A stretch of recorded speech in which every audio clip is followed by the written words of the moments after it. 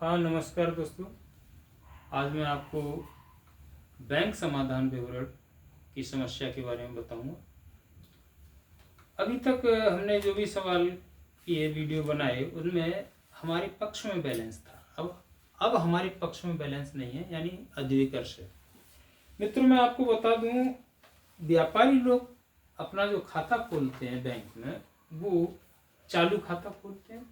और चालू खाते में एक सुविधा होती है कि वो अपना धन कभी भी निकाल सकते हैं और कितना भी निकाल सकते हैं। दिन में कई बार निकाल सकते हैं, कई बार जमा कर सकते हैं। एक और अनूठी सुविधा होती है कि वो उस खाते में अपने जमा धन से ज़्यादा भी निकाल सकते हैं, अगर उनकी गुडविल अच्छी है तो ज़्यादा जो निकाल लेते हैं वो बैंक अधिविकर्ष कहलाता है, बैंक ओवरड्राफ्ट कहलाता है। वो व्यापारी के ऊपर कर्ज होता है।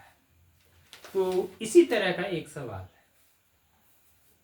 कैशबुक के अनुसार 1800 रुपये कर्ज है, ओवरड्राफ्ट। अब कुछ और भी आइटम दिए हुए हैं, अंतर आने के कारण दिए हुए हैं, जिनको हम माइनस करेंगे या तो ऐड करेंगे। तो देखते हैं किसको ऐड किया जाता है, किसको लेस किया जाता है। ये जो कर्ज है, सवाल के अंत तक हमको भूलना नहीं। अगर जहां भूल गए कर्ज, वहीं सवाल गलत हो जाएगा। चलिए, तो 1800 रुपये हमारी कैशबुक कर्ज दिखा रही है 30 जून 2019 को। 2000 रुपये के चेक संग्रह के लिए बैंक भेजे गए, परंतु 1600 रुपये के चेक ही संग्रहित हुए।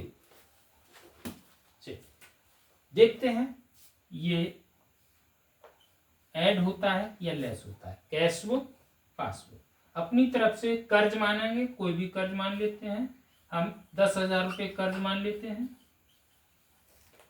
ये कर्ज है, कर्ज नहीं भूलना, ध्यान रखना। 2000 रुपये के चेक क्या किया है, 2000 रुपये के चेक संग्रह के लिए बैंक भेजेंगे। हमें हमारे ग्राहकों से चेक मिले हैं और हमने अपनी रोकड़ बही में लिखा, तो कर्ज हमने कम कर लिया,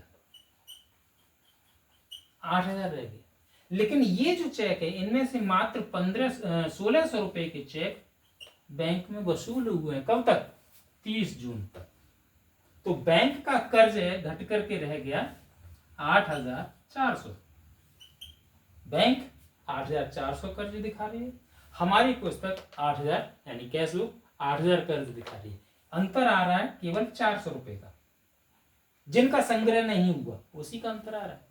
जिन चेकों का संग्रह नहीं हुआ है, कलेक्ट नहीं कर पाई बैंक, उनका अंतर आ रहा है।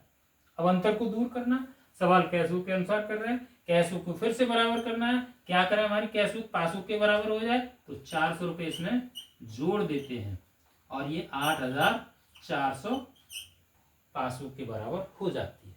तो 400 रुपये का जो अंतर है वो जोड़ के दूर किया जा रहा है, ऐड करके दूर किया जा रहा है, तो ये ऐड में ही जाएगा। Cheque sent to bank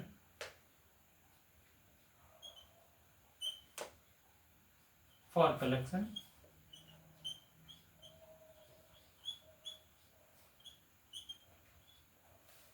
but not collected।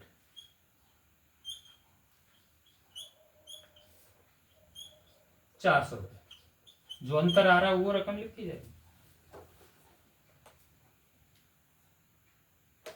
5200 रुपये, 5200 रुपये के चेक निर्गमित किए गए, परंतु भुगतान के लिए प्रस्तुत नहीं किए।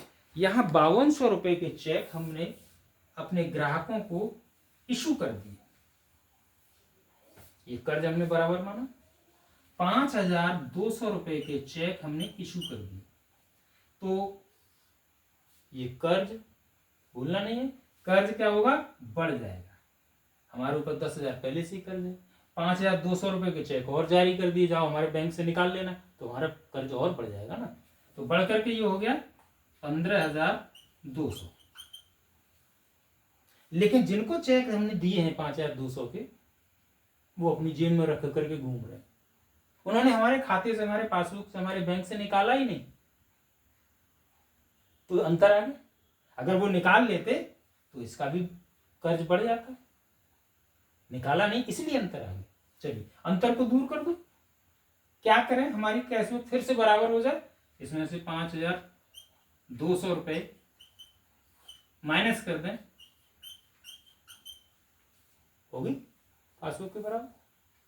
कैश बुक को ही बराबर करेंगे क्योंकि सवाल कैश बुक के अनुसार कर रहे हैं। चलिए तो माइनस करके दूर ये अंतर हमने किया है, तो ये माइनस है यानी लेस में जाएगा, इसको लेस में लिखेंगे। चेक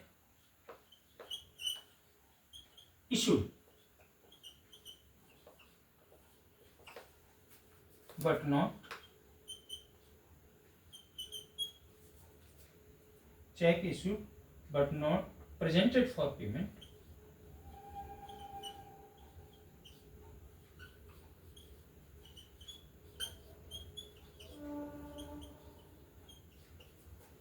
₹400 400 था 5,200 रुपये, 5,200 रुपये के चेक हमने इशू किया और एक भी चेक भुगतान के लिए प्रस्तुत नहीं किया। आगे है अधिविकर्ष पर 120 रुपये बैंक ने ब्याज लगा लिया। जो कर्ज है उस कर्ज पर बैंक ने 120 रुपये ब्याज लगा लिया, अर्थात 120 रुपये से बैंक का कर्ज, पासबुक का कर्ज है वो बढ़ गया। कैश बुक को बराबर करना है, उसको भी बढ़ा करके बराबर करना है, यानी ऐड में जाएगा, तो ये ऐड में जाएगा। Cheque interest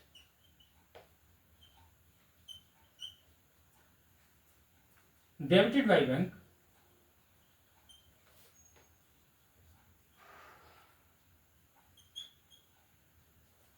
but not written in the cash book.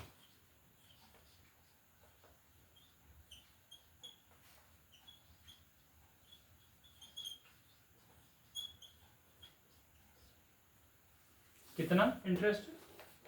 Interest है 120 रुपये। ये अधिविकर्ष पर 120 रुपये बैंक ने ब्याज लगा दिया। अगला है 600 रुपये पासबुक में गलती से डेबिट हो गई, यानी पासबुक में गलती से उसके बाबू के द्वारा गलती से डेबिट कर दिए गए हमारे खाते में, तो पासबुक का जो कर्ज है वो बढ़ गया। कैसे भी बढ़ा, गलती से ही बढ़ा, लेकिन बढ़ तो गया। अब इसको दूर करना है, इस अंतर को दूर करना है, कैशबुक को फिर से बराबर करना है, तो क्या करें, पासबुक का बढ़ गया बैलेंस, कर्ज बैलेंस बढ़ गया, कैशबुक के कर्ज बैलेंस को भी ज्यादा कर दें, बढ़ा दें, तो ये ऐड में जाएगा। wrongly posting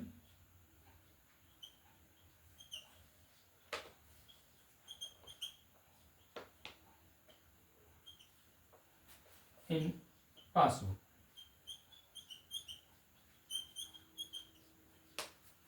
कितने रुपए से? 600 रुपये से। और 1,600 रुपये का चेक बैंक में संग्रह के लिए भेजा गया, लेकिन 3 जुलाई 2019 को संग्रह हुआ है, यानी इस जून के महीने में संग्रह नहीं हुआ। एक चेक है 1,600 रुपये का, तो इसको देखिए फिर से समझते हैं। कैशबुक पासबुक अपनी तरफ से कोई भी 10,000 हमने मान लिया, ये कर्ज है। एक 1,600 रुपये का चेक हमें हमारे किसी ग्राहक से मिला। ये चेक जैसे ही मिला रोकड़ बही में लिखा, हमने अपनी रोकड़ बही का कर्ज 9,400 कर दिया, घट गया। लेकिन ये चेक अभी संग्रह नहीं हुआ है। संग्रह हो जाता तो ये कर्ज 10,000 है, ये भी कम हो जाता। संग्रह नहीं हुआ इसलिए अंतर आ गया। अंतर को फिर दूर करना है, कैशबुक को बराबर करेंगे क्योंकि सवाल कैशबुक के अनुसार कर रहे हैं। क्या करें, 1,600 रुपये ये 800 हो जाता है, 8,400। 10 में से 6 4, 9 में से 11, 8,400। 8,400 ये 10,000 है, दोनों को बराबर करना है, तो 1,600 रुपये इसमें फिर से ऐड करना पड़ेगा और ये 10,000 इसके बराबर हो जाएगा। तो ये आइटम 1,600 रुपये का है, वो ऐड में जाएगा। Cheque sent to bank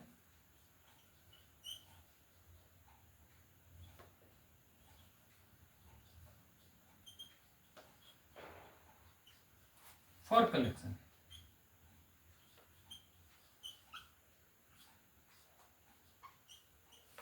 but not collected.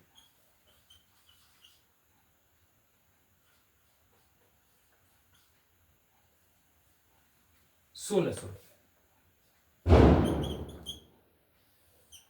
अब देखिए ये 4 आइटम हमें जोड़ने हैं और एक आइटम मात्र घटाना है, माइनस कर जोड़ा 0 0 2 की 2 4 5 और 6 11 और 6 17 हासिल 1 1 2 2720 रुपये हमको जोड़ना, तो जोड़ दीजिए इसमें 1800 रुपये में 20 7 8 15 हासिल 1 3 1 4 4520 और हमको घटाना है 5200। अब देखिए यहाँ क्या हुआ, 4520 में से 5200 नहीं घट सकता, तो क्या करेंगे, उल्टा घटाना पड़ेगा। 5200 में से 4520 रुपये माइनस करना पड़ेगा, उल्टा उल्टा घटा दे 0, 10 में से 2 गए 8, यहाँ रह गए 1, 11 में से 5 गए 6, यहाँ रह गए 4, 4 में से 4 गए 0, 680 रुपये, यानी उल्टा घटाने पर 680 रुपये आया। ओके, 680 रुपये आया। ये बैलेंस कौन सा कहा जाएगा, वही सवाल कर रहे हैं कैश बुक के अनुसार, तो ये पासबुक का बैलेंस कहा जाएगा। लेकिन चलिए पहले लिखते हैं, बैलेंस एज पर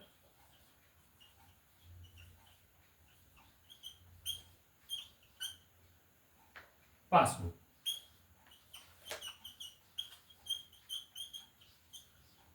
अब ये कर्ज था, अब कर्ज नहीं रहा क्योंकि उल्टा घटाना पड़ गया है, तो अब कर्ज नहीं रहा। ये जो बैलेंस निकल के आया 680 रुपये, ये हमारे फेवर में है, तो पासबुक के अनुसार ये क्रेडिट बैलेंस हो गया हमारे फेवर में। अगर सीधा घटता, इसमें से ये घटता, तो ये डेबिट होता, कर्ज होता। उल्टा घट गया है तो अब कर्ज नहीं रहा, और यदि हमारे यहाँ फेवर में होता और उल्टा घटता तो ये कर्ज हो जाता। ठीक है, तो बच्चों आपको समझ में आया होगा, बहुत अच्छा तरीका मेरा, आप लोग समझें और मेरे चैनल को सब्सक्राइब जरूर करें। धन्यवाद।